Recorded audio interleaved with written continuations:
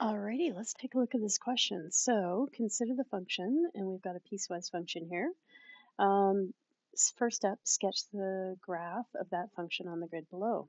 So a piecewise function is just a way to write, well, in this case, three equations being graphed, but only for certain values of x. Like the very first one is basically like saying our equation of the graph is y equals negative x, but for only values of x of less than or equal to 0. So y equals x, when I see that, I think a straight line like y equals mx plus b, where our y-intercept would be 0. If, yeah, we do have one because it exists at 0. And our slope is -1. So that means our graph has got to go kind of in this direction, right? Down 1 over 1, down 1 over 1, until we go through that y-intercept of 0. We have a y-intercept of 0 because there's no constant being added, and the slope is -1 because of the -1 in front of the x. Okay, so, and you can see from here, from this point here, we go down 1 and then over 1 to get that slope of -1.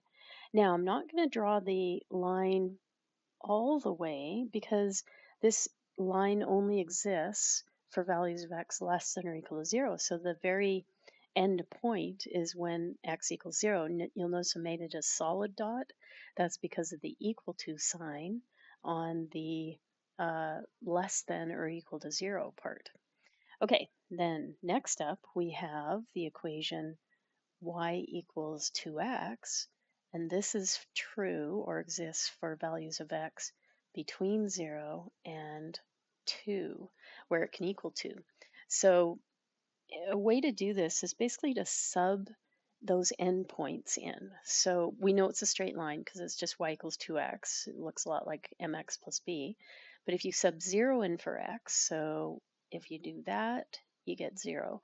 If you sub 2 in for the x, the other endpoint, you get 4. So it's basically a line segment that goes from 0, 0 to, and then when x was 2, y was 4, so we would have a point there, but, oh, it does equal it. So that would be a solid dot at 2 comma 4. And then just join the lines like that. Okay, now our last line is basically this equation. So y equals x minus 3 bracket squared. And again, that's only if x is greater than 2. Now, not a linear function this time because the x minus 3 is being squared, so it's a parabola. It's a quadratic function. And if you remember back to parabolas, that would make that the vertex of 3 comma 0 because it's like x minus 3. So the vertex of our parabola is at 3 comma 0. Okay, so I'm going to plot that on there. That is in our domain, so it is because we can only have points if they're greater than 2, x equals 2. So 3 comma 0 would definitely be there. And then it would be a parabola that opens upwards because there's basically a positive essentially in front of the brackets, positive bracket x minus 3 squared. So it would open up. So then I would put in the endpoint next so that we know it starts at basically x equals 2, not including that point. So let's put in 2 for x in that equation. So we'd have y equals 2 minus 3, which is -1. -1 squared would be +1. So if there was a point here, it can't be an actual point because it's only greater than 2, but if there was a point, we would have a point at 2 comma 1. So I'm going to make that an open dot at 2 comma 1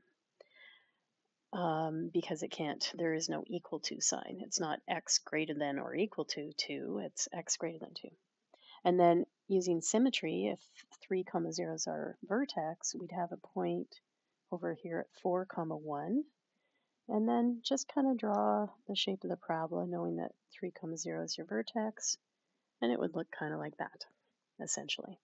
Just 3 separate graphs drawn, and subbing in those endpoints does help.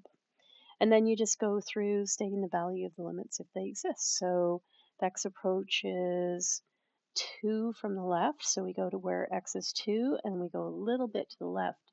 So we'd be on this part of the graph.